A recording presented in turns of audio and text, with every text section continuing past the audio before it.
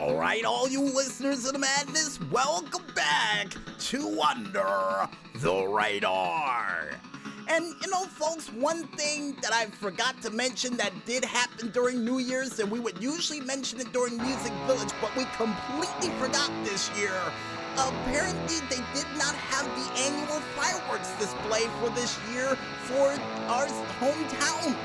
Yeah, no fireworks. But plenty of people around town would provide plenty of fireworks that would drive the dog crazy across the street from us, and not to mention would keep up the firework action all the way until 2:30 in the morning on New Year's Day.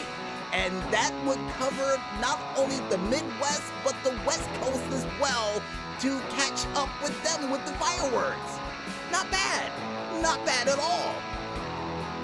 But besides my hometown providing plenty of fireworks for not only the Midwest but the West Coast to enjoy, and to actually catch up with their time zones as well, I think it's time for us to catch up with a couple of those newspaper clippings we had from last year to bring them on into the new year for this year for a very special New Year starting edition of Yesterday's News.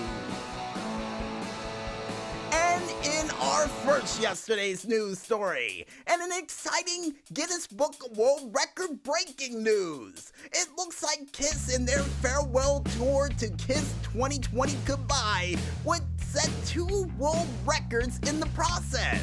Not only setting the Guinness Book of World Records for the highest flame projection in a musical concert, and for most flame projections launched simultaneously in a musical concert.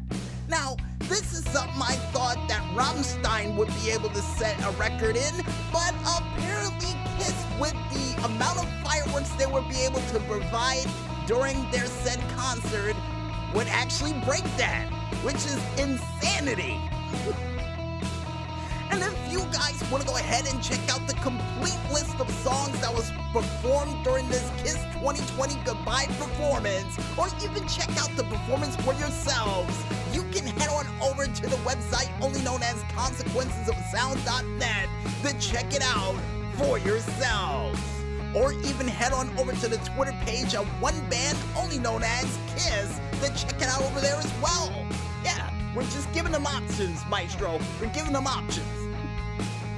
And in other news, and more or less, I guess, high-flying news in regards of Snoop Dogg. To kick in the new year in the West Coast, we would hear the Dogfather himself announcing all of the different places that he smoked weed, including not only the DMV, an NFL game, and even a Brisk. And to make things even better, he would say his goal in the near future is to smoke weed at the Oscars. Which caused Anderson Cooper to laugh hysterically during all of this, which I got a feeling this would make one of his craziest New Year's guests to date, besides Kathy Griffin, which was a delight to see on a multitude of occasions throughout the years, but I got a feeling it's just been topped by Snoop Dogg. And if you guys want to go ahead and check out this Anderson Cooper breaking performance by Snoop Dogg, then you can head on over to the Twitter page of one man only known as Gift Sports to check it out for yourselves. And in other yesterday's news, and more or less last year cover song news, for you Guns N' Roses fans who always wanted to hear them cover the classic song from Soundgarden known as Black Hole Sun, well, I have some good news for you. Because it's been revealed as of last year that apparently there was a performance that Guns N' Roses did during one of their concerts which featured them performing the song Black Hole Sun, which would not only feature Axl Rose on stage, but also the legendary guitar man himself, Slash, performing this song as well. And in my opinion, a nice touch by Guns N' Roses to honor Soundgarden with this cool song. And not to mention, a very cool cover to go along with it.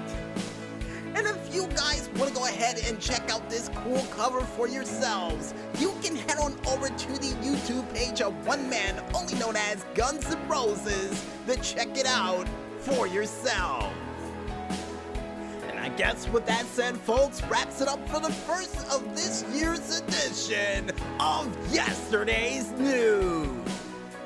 And I guess with that said, I think it's time for us to head back into the music, and when we return, we'll be back with more Under the Radar right after this. So don't go anywhere just yet, folks, and stay tuned.